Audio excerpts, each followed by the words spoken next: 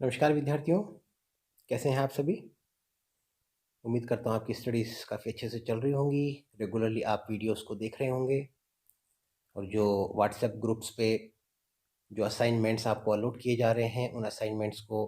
अच्छे से आप एक डायरी बना के या एक रजिस्टर बना के उनमें डेट वाइज असाइनमेंट्स को कंप्लीट कर रहे होंगे और अ, शनिवार और रविवार को जो ग्रुप्स हैं वो फॉर ऑल पार्टिसिपेंट्स ओपन कर दिया जाता है फैकल्टी मेंबर्स के द्वारा। इसलिए शनिवार और रविवार को आपको ईयर लॉन्ग जो भी असाइनमेंट्स दिए जाते हैं उन्हें पूरा कर कंप्लीट कर आप व्हाट्सएप ग्रुप पर उन्हें पोस्ट करें। जो भी कंसर्न फैकल्टी मेंबर्स हैं वो आपके असाइनमेंट्स को चेक करेंगे और उन्हें उन्हीं के बेसिस पे आपका इवैल्यूएशन जारी रहेगा। एमए फाइनल के विद्यार्थियों के लिए जो सेकंड पेपर है सोशल थिंकर्स, उसके पिछले वीडियोस में हमने ऑगस्ट कॉम्ट के बारे में चर्चा की थी, उनके व्यक्तित्व के बारे में चर्चा की थी। वो किस प्रकार की एक शख्सियत थे, क्या उनकी किस प्रकार की उनके जो सोशियो कल्चरल अपब्रिंगिंग थी, सोशियो कल्चरल कंडीशनिंग थी, फ्रेंच उनकी नेशनैलिटी थी, किस प्रकार से उनकी दो जो विलक्षणताएं थी, एक प्रखर बुद्धिमान होना और दूसरा सत्ता विरोधी होना, मिस्चीवियस होना, लीडरशिप के लिए हमेशा तैयार रहना,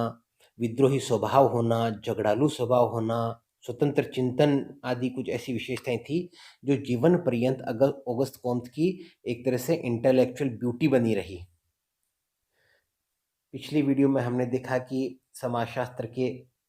जनक कहलाते हैं अगस्त कॉम्ट। समाजशास्त्र शब्द भी उन्होंने दिया था 1839 में। पहले उन्होंने सोशल फिजिक्स नाम दिया, बाद में समाजशास्त्र नाम दिया। ये उनकी कुछ इंपॉर्टेंट बुक्स हैं जिनकी हमने चर्चा की थी। सोशियोलॉजी को उन्होंने N+1 सोशल साइंस कहा था। इवन जो हायरार्की ऑफ सोशल साइंसेज उन्होंने दी थी, या हायरार्की ऑफ ह्यूमन नॉलेज या साइंसेज, जो उन्होंने एक पद सोपानी क्रम में विभिन्न जो वैज्ञानिक ज्ञान है उन्हें जब पद सोपानी क्रम में रखा,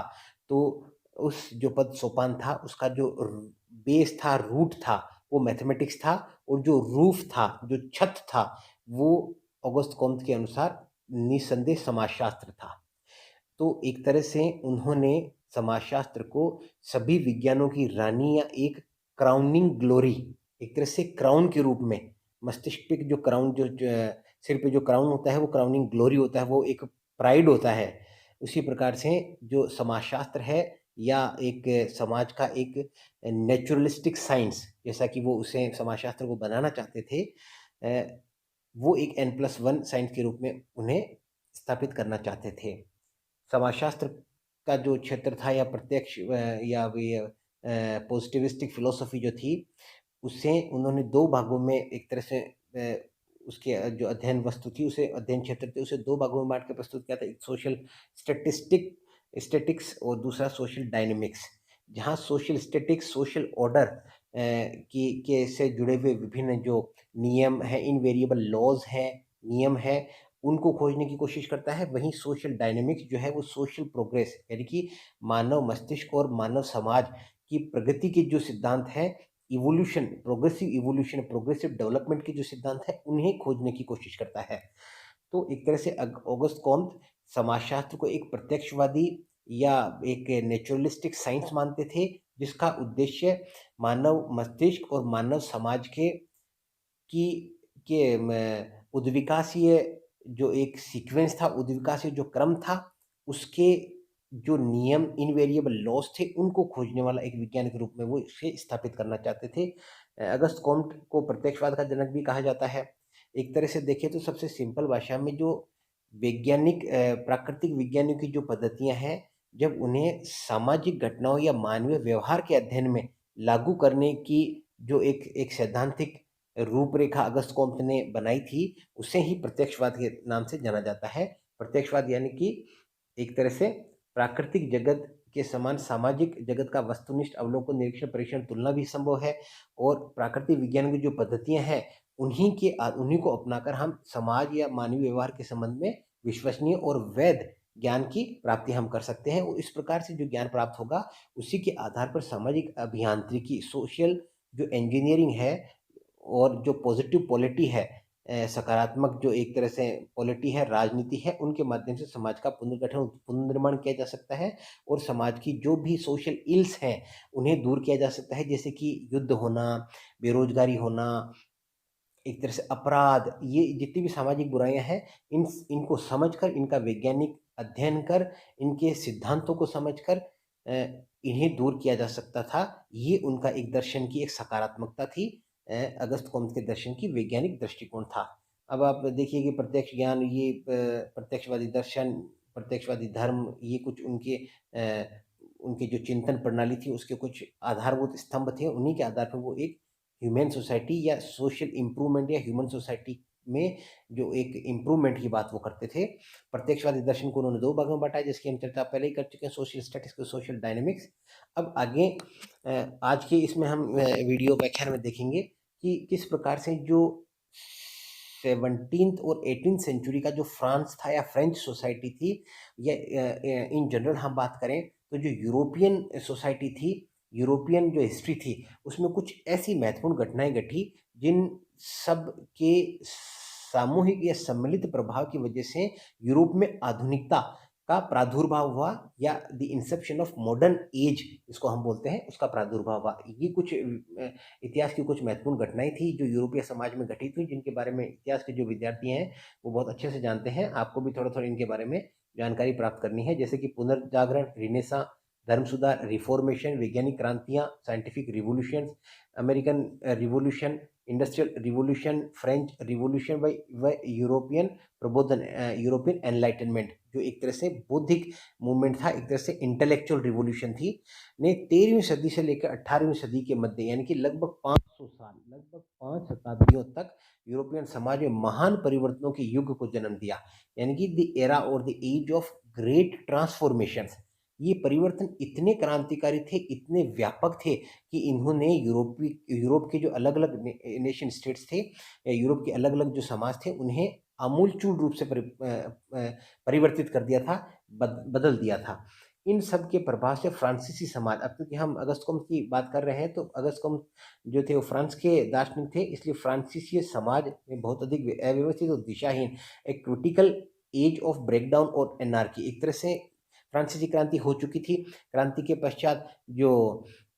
राजनीतिक क्षेत्र में, आर्थिक क्षेत्र में और सामाजिक सांस्कृतिक क्षेत्र में जो बदलाव आए थे, उसके बाद समाज, एक तरह से फ्रांसीसी समाज एक तरह से एक रेडिकल रप्चर हो गया था समाज का, एक तरह से ब्रेकडाउन हो गया था समाज का। चारों तरफ अव्यवस्था थी, कोई भी rules regulations, established rules regulation नहीं थे, लोगों को पता नहीं था कि शासन किस प्रकार से किया जाना है, सरकार का स्वरूप क्या होना चाहिए, सरकार का गठन किस प्रकार से होना चाहिए, और समाज में लॉ एंड ऑर्डर की व्यवस्था किस प्रकार से होनी चाहिए। तो इस प्रकार का जो होच पोच का सा माहौल था, इस माहौल में ही अगस्त कॉम्टे एक तरह से पले बड़े थे, और फ्रांसीसी समाज के की ये जो दुर्व्यवस्था थी, इसने उन्हें बहुत अधिक विचलित किया। और जो युवा और यंग, एक तरह से कहें तो जो बालक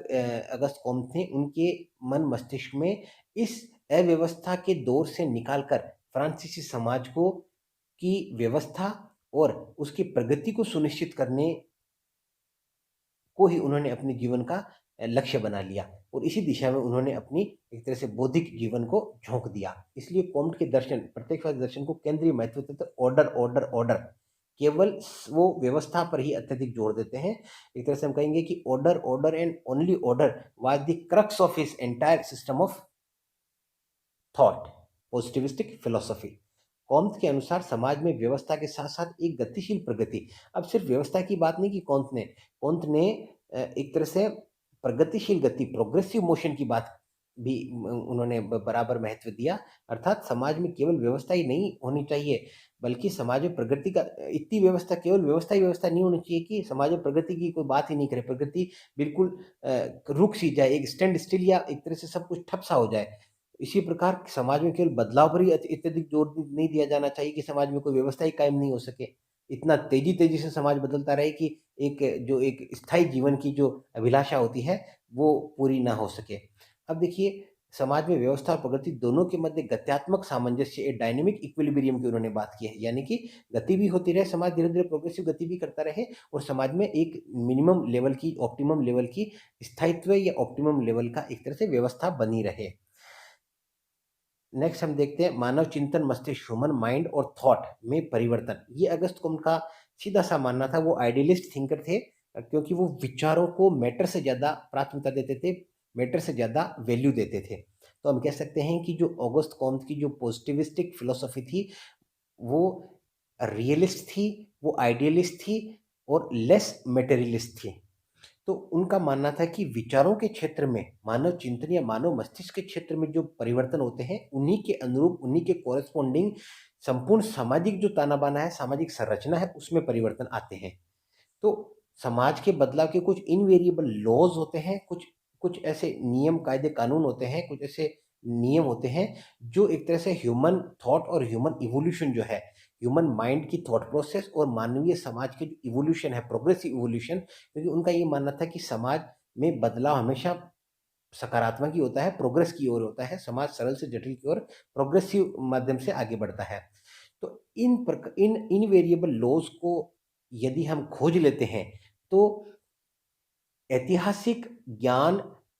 के आधार पर हम भविष्य की घटनाओं की भविष्यवाणी कर सकते हैं, प्रीविजन कर सकते हैं और इस आधार पर हम एक तरह से अपनी जो गतिविधियां हैं, भले ही वो राजनीतिक क्षेत्र की गतिविधियां हो, भले ही वो आर्थिक क्षेत्र की गतिविधियां हो या बौद्धिक क्षेत्र की गतिविधियां हो, उनको एक एक निश्चित दिशा देकर समाज को निरंतर एक बेहतरी की ओर, betterment of society and for all, सभी के लिए एक बेहतर स्थान बनाने की दिशा में आगे बढ़ सकते हैं। अब कॉम्त का मानना था कि केवल प्राकृतिक विज्ञानों द्वारा प्रयुक्त अध्ययन पद्धतियों, अमूर्त अवलोकन, अमूर्त अप्रत्यक्ष मूर्त अवलोकन, परीक्षण, निरीक्षण व तुलना को अपनाकर ही मानव चिंतन और मानव समाज में परिवर्तन व स्थायित्व के संबंध में व्यवस्थित और क्रमबद्ध ज्ञान की प्राप्ति की जा सकती है।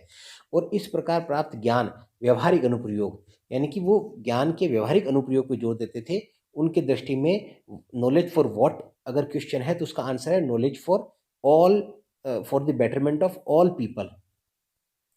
ये एक तरह से उनके ह्यूमैनिटेरियन अप्रोच और उनकी ह्यूमनिज्म के प्रति जो एक इंक्लिनेशन है वो भी शो करता है। सामाजिक अभियंत्रिकी के द्वारा एक अधिक प्रगतिशील और बेहतर समाज का निर्माण किया जा सकता है, एक से समाज जो सभी के लिए, फॉर ऑल, एक बेहतर समाज हो सके।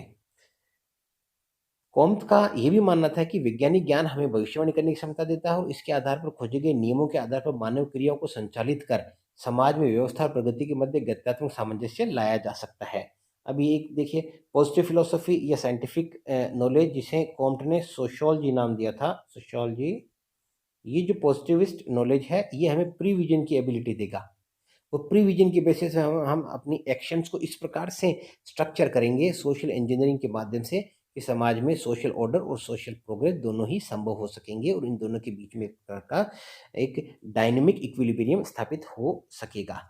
कौम के सामाजिक स्थायित्व, स्टेबिलिटी, निरंतरता, कंटिन्यूटी और समृद्धि, प्रॉस्पेरिटी संबंधी उनके जो विचार हैं चिंतन प्रणाली पर स्पष्ट रूप से देखे जा सकते हैं। और ये विश्लेषकों का मानना है कि निरंतरता, स्टेबिलिटी, कंटिन्यूटी और प्रॉस्पेरिटी के संबंध में कॉम्ट का जो झुकाव था वो उनके बचपन में, उनके परिवार में जो एक माहौल था उससे मेल खाता था, क्योंकि उनके परिवार में एक प्रकार का स्थायित्व, निरंतरता और प्रॉस्पेरिटी का माहौल उन्हें मिला था। सभी मूल्यों, कॉम्ट को गणित व अन्य प्राकृतिक विज्ञानों के बारे में, के संबंध में भी कॉम्ट का बहुत अधिक झुकाव था, क्योंकि बचपन में कॉम्ट ने इकोल पॉलिटेक्निक जो कॉलेज थी पेरिस में, जो पेरिस में थी, उसमें उनका दाखिला हुआ था और वहाँ का जो माहौल था, जो एनवायरनमेंट था, वो एक तरह से मैथमेटिक्स और जो नेचुरल साइंसेज थी, प्राकृतिक विज्ञान थी, उनके संबंध में बहुत अधिक सकारात्मक था। एक प्रतिष्ठित शैक्षणिक संस्थान दी इकोल पॉलिटेक्निक के साथ उनके उनके जुड़ाव का भी प्रभाव था। यह संस्थान उस समय पॉलिटिकल लिबरलिज्म, एक तरह से लिबरलिज्म की जो आइडियोलॉजी थी ऑगस्ट कॉम्ट की, उसका प्रभाव यहीं उन्हें पड़ा था और प्रोग्रेसिव थॉट का केंद्र बना हुआ था। कॉम्ट के मित्र उन्हें दार्शनिक कह के बुलाते थे, रोमांटिक येट प्रेगमेटिक। अब किस प्रकार के दार्शनिक? रोमांटिक तो थे लेकिन प्रेगमेटिक भी थे। यहाँ रोमांटिक का तात्पर्य मतलब है कि एक तरह से आशावाद था उनमें कि ह्यूमन एजेंसी जो है या तर्क या तर्क के आधार पर या पॉजिटिविस्टिक दर्शन के आधार पर समाज को बेहतरी की तरफ ले जाया जा सकता है। प्रेगमेटिक भी थे, यानी कि बहुत अधिक वो एक तरह से बहुत अधिक उपयोगितावाद में विश्वास करते थे। उन्हें बहुत अधिक व्यवहारिक उनको ज्ञान था, बहुत अधिक व्यवहारिकता विश्वास रखते थे। Idealist yet practically minded. Comte 13 वर्ष की आयु में ही परिवार के प्रति उनका मोह खो दिया और फ्रांस के पुनर्निर्माण के लिए मानवतावाद और मानव मुक्ति के रिपब्लिकन विश्वास को अपने बौद्धिक चिंतन का लक्ष्य बना लिया। जल्दी ही a love for the human community for all social politic for the social politic की स्थापना उनकी सबसे पहली प्राथमिकता बन गई, यानी कि a love for the entire humanity. इसीलिए उन्हें उनका जो एक अप्रोच थी वो रोमांटिक थी। कॉम्ट ने प्रबोधन की जो जो उस समय जो एनलाइटनमेंट फिलोसोफर्स थे, वो एक तरह से उनका झुकाव दो चीज़ों पे मुख्य रूप से था। एक तो ह्यूमनिज्म, यानी कि वो एक ऐसे ऐसे विज्ञानों की स्थापना करना चाहते थे जो अलौकिक घटनाओं या अलौकिक व्यवहार या अलौकिक जो जीवन के मानव जीवन के जो अलौकिक पक्ष हैं उनके उनके अध्ययन तक उनके अध्ययन में रुचि नहीं रखते थे, बल्कि समाज में जो मूर्त रूप से व्यक्ति के जीवन को प्रभावित करने वाली जो मूर्त घटनाएं हैं उन्हीं के अध्ययन पे वो उन्हें फोकस करना चाहते थे। कुल मिलाकर उन्होंने जो रेल्म ऑफ गॉड है या जो वर्ल्ड ऑफ गॉड है, भगवान की जो दुनिया है, उसे रेल्म ऑफ नेचर या प्रकृति की दुनिया, वर्ल्ड ऑफ नेचर से प्रतिस्थापित करने की उनकी फिलोसॉफी थी, जिस पे उन्होंने जोर दिया। इसी प्रकार उन्होंने ह्यूमनिज्म में उनका विश्वास था। उनका ये मानना था कि ह्यूमन एजेंसी, मनुष्य मानव अपनी तार्किकता, अपनी रीजनिंग, रैशनैलिटी और अपने प्रयासों से अपनी जो जीवन दशा है उन्हें बेहतर कर सकता है। और एक उनका और मूल्य था या उनके चिंतन का एक और आधार था, वो था इंडिविजुअलिज्म, यानी कि वो व्यक्ति को अधिक महत्व देते थे, ना कि समाज को या समुदाय को या सामाजिक संपूर्ण को। यहीं पे सिर्फ इसी एक बिंदु पर अगस्त कॉम्ट अन्य जो एनलाइटनमेंट फिलोसोफर्स थे उनसे अलग थे और उनकी एक विशिष्ट उनका जो पॉजिटिविस्ट फिलोसफी थी उसमें एक विशिष्टता का लक्षण यहीं से आ जाता है। आपने व्यक्ति के स्थान पर सदैव सामाजिक जो संपूर्ण है, ए यूनिट और एक kind of social whole, an integrated whole, उसको प्राथमिकता दी। आपके अनुसार बुद्धिजीवियों, राजनीतिज्ञों और वैज्ञानिकों को समाज को केंद्र में रखकर ही कार्य करना चाहिए। कॉम्ट के अनुसार समाज के एक वास्तविक और प्राकृतिक विज्ञान, a realist and naturalistic science of society के द्वारा अर्जित ज्ञान, जो समाजशास्त्र हमें ज्ञान देगा, उसके द्वारा ही मानव जाति की स्वतंत्रता, liberation of human Mankind and समाज के पुनर्गठन और पुनर्निर्माण की रूपरेखा की जा सकती है। इसके बारे में हम पहले भी चर्चा कर चुके हैं। कॉम्ट के अनुसार प्रत्यक्षवादी जो दर्शन है उसी के आधार पर प्राप्त ज्ञान मानव चेतना के वैज्ञानिक विकास, scientific development of human consciousness, यानी कि इस प्रकार के ज्ञान को अपनाकर एक व्यक्ति का जो चेतना का स्तर है वो इस प्रकार से एनलाइटन हो जाएगा, इस प्रकार से प्रबोधित हो जाएगा, इस प्रकार से सकारात्मक हो जाएगा, पॉजिटिव हो जाएगा कि वो मन से वो नैतिकता का पालन करेगा और मन से अपना कंट्रीब्यूशन सोसाइटी के बेटरमेंट के लिए करेगा। दूसरों के प्रति एक प्रकार का ऑल्ट्रिस्टिक जो एक फीलिंग होती है, परार्थवाद की जो भावना होती है, उससे ओतप्रोत होकर वो अपना कंट्रीब्यूशन देगा और समाज के उत्थान में अपनी भूमिका निभाएगा। मानव इन दोनों ही लक्ष्यों की प्राप्ति की कल्पना पर आधारित थियोलॉजी की प्राप्ति, कल्पना पर आधारित थियोलॉजी और अनुमान यानी कि स्पेकुलेशन पर आधारित पराभौतिकी मेटाफिजिक्स के द्वारा संभव नहीं है। यानी कि समाज में बेहतरी ना तो थियोलॉजी धर्मशास्त्र के आधार पर संभव है और ना ही पराभौतिकी यानी कि मेटाफिजिक्स के आधार पर संभव है, बल्कि दोनों ही लक्ष्यों की प्राप्ति प्राकृतिक विज्ञान की जो अध्ययन पद्धतियां हैं, अवलोकन, परीक्षण, निरीक्षण और तुलना, उनके आधार पर जो टिका हुआ अनुभविक वैज्ञानिक ज्ञान है समाजशास्त्र, जिसको अगस्त कॉम्ट ने कहा, उसी के आधार पर इन दोनों लक्ष्यों की प्राप्ति की जा सकती है। इसी प्रकार आगे कॉम्ट की जो संपूर्ण चिंतन प्रणाली है, the entire system of thought जो है कॉम्ट का, उनका आधार उन नियमों की खोज करना है, उन इनवेरिएबल लॉज की खोज करना है जो मानव समाज में व्यवस्था और प्रगति के जो आयाम है उनको नियंत्रित करते हैं। और इन नियमों के संचालन की जो तर्क हैं, जो लॉजिक ऑफ ऑपरेशन है कि नियम कैसे संचालित होते हैं, कैसे मानव चिंतन में एक प्रकार से बदलाव आता है और उस बदलाव के साथ साथ कोरस्पॉन्डिंग मानव समाज में भी बदलाव आता है और ऐतिहासिक रूप से विभिन्न स्तरों से गुजरता हुआ मानव चिंतन और मानव समाज आज के वर्तमान स्तर तक पहुंचा है। यदि इन नियमों के ऑपरेशन के तर्क को पकड़ लिया जाए, समझ लिया जाए वैज्ञानिक पद्धतियों के माध्यम से, तो मानव समाज और मानव व्यवहार का जो आगे आने वाला स्वरूप है या एक तरह से उनका जो भविष्य का जो स्वरूप है, उससे पहले उसके बारे में पहले से ही जानकारी प्राप्त की जा सकती है और इस वैज्ञानिक ज्ञान के आधार पर उनके व्यवहार की भविष्यवाणी कर एक निश्चित दिशा में मानव व्यवहार को और मानव प्रयासों को एक निश्चित दिशा दी जा सकती है, ताकि समाज का बेहतरीकरण और समाज का जो बेटरमेंट और इम्प्रूवमेंट है वो संभव किया जा सके, निश्चित किया जा सके। अब ये एक कॉम्ट की जो प्रणाली है उसके बारे में एक तरह से विश्लेषकों का एक निचोड़ है कि कॉम्ट की यह चिंतन प्रणाली मानवतावादी सेकुलर मूल्य, ह्यूमैनिटेरियन सेकुलर वैल्यूज पर आधारित थी, क्योंकि वो आदि भौतिक सत्ताओं के हस्तक्षेप, मानव की दशा में सुधार के लिए आदि भौतिक सत्ताओं के हस्तक्षेप पर विश्वास नहीं करते, बल्कि मैथमेटिक्स, तर्क, rationality, scientific knowledge of human behaviour, इन सब में एक तरह से मानव मुक्ति और समाज के प्रोग्रेसिव इवोल्यूशन के सिद्धांतों को ढूंढते थे। समाज के सुधार हेतु एक पद सौंपाने की योजना, हायरार्किकल प्लान उन्होंने प्रस्तुत किया, जो कुछ कैथोलिज्म माइनस क्रिश्चियनिटी से मेल खाता है। कैथोलिज्म माइनस क्रिश्चियनिटी का मतलब, क्रिश्चियनिटी जो एक तरह से धर्म है, और कैथोलिसिज्म एक तरह से एक एक व्यवहार का एक प्रतिमान है, जिसमें डिसिप्लिन है, जिसमें डेडिकेशन है, जिसमें एक प्रकार का एक क्रम है, सीक्वेंस है, एक मेथड है, एक तरह से मेथोडिज्म है, मेथोडिस्ट है। तो धर्म के तत्व को अगर हम कैथोलिसिज्म माइनस क्रिश्चियनिटी, धर्म के तत्व को निकाल दें, तो जो प्रक्रिया का तत्व है उसे अपनाकर समाज को बेहतर किया जा सकता है, समाज में इम्प्रूवमेंट लाया जा सकता है। अब आगे की वीडियो में हम अगस्त कॉम्त की जो विभिन्न सिद्धांत हैं, सामाजिक परिवर्तन से जुड़ा हुआ सिद्धांत, उन्होंने जो अलग अलग कंसेप्ट्स, जो कंसेप्चुअल कंट्रीब्यूशन था, जैसे कि ऑल्ट्रिज्म की कंसेप्ट उन्होंने दी, सोशल स्टैटिक्स की कंसेप्ट दी, सोशल डायनेमिक्स की कंसेप्ट दी, सोशल इंजीनियरिंग की कंसेप्ट दी, उनकी चर्चा करेंगे। और मेजर इनका जो मेथोडोलॉजिकल कंट्रीब्यूशन थे, जिसमें हम पॉजिटिविस्ट मेथोडोलॉजी, साइंटिफिक मेथड की बात करते हैं, उसकी बात करेंगे। और सामाजिक परिवर्तन का जो सिद्धांत था,